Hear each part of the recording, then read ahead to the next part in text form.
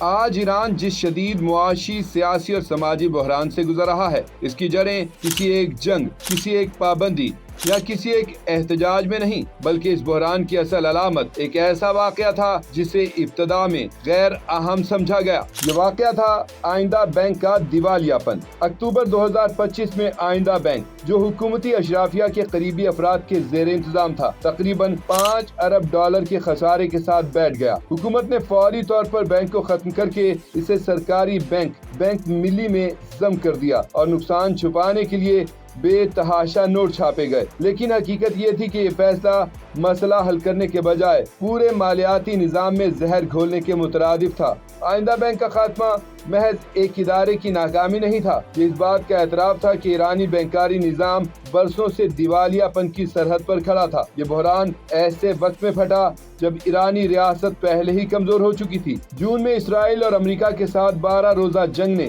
یہ واضح کر دیا کہ حکومت اپنے شہریوں کو بنیادی تحفظ فراہم کرنے میں ناکام ہے۔ جوہری پروگرام پر سخت مواقف کے باعث پابندیوں میں نرمی کا راستہ بند ہو چکا تھا، اور نومبر میں اسرائیل اور امریکہ نے دوبارہ حملوں کی کھلی دھمکی دے دی۔ ان تمام دباؤ کے درمیان ریال آزادانہ گراوٹ کا شکار ہو گیا، ایسی گراوٹ جسے روکنے کے لیے ریاست کے پاس کوئی مؤثر ہتھیار باقی نہیں رہا تھا۔ عراق سے آنے والی ڈالر کی ترسیل رک گئی، تیل کی فروخت سے حاصل ہونے والی آمدنی گھٹ گئی اور بیرون ملک زر مبادلہ کے ذخائر پابندیوں میں جکڑ دیے گئے۔ ایران وہ راستے بھی استعمال کر چکا تھا جو دہائیوں تک معیشت کو عارضی سہارا دیتے رہے، اب سب بند ہو چکے تھے۔ اسی لیے وہ تاجر بھی سڑکوں پر نکل آئے جو کبھی احتجاج کا حصہ نہیں بنتے۔ IMF کے ایک سابق عہدیدار کے مطابق آئندہ بینک طاقتور طبقے کے لیے دولت اکٹھی کرنے کا ایک ذریعہ تھا، نہ کہ عوامی معیشت کو سہارا دینے کا ادارہ۔ یہ بینک 2013 میں ایران کے امیر ترین افراد میں شامل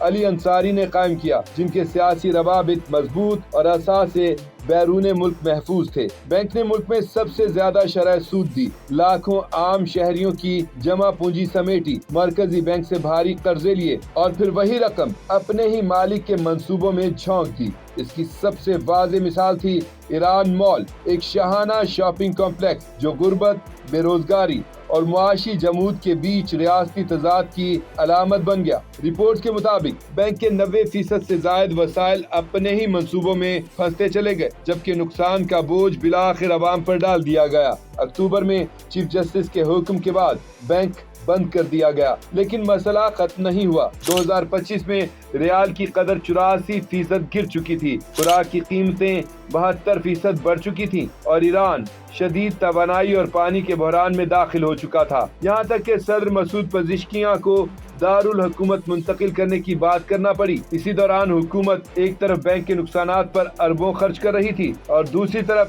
عوام سے سبسڈیز واپس لے رہی تھی۔ دسمبر کے بجٹ میں پیٹرول، روٹی اور درآمدات پر رعایت ختم کرنے کی تجاویز سامنے آئیں، یعنی مزید دباؤ ایک پہلے سے ٹوٹی ہوئی آبادی پر۔ نتیجہ ایک تباہ حال مڈل کلاس، مہنگائی سے بے بس عوام اور ایک ایسا نظام جس پر اب کوئی اعتبار باقی نہیں رہا۔ آئندہ بینک صرف ایک بینک نہیں تھا، یہ ایران کے موجودہ بحران کا آئینہ تھا۔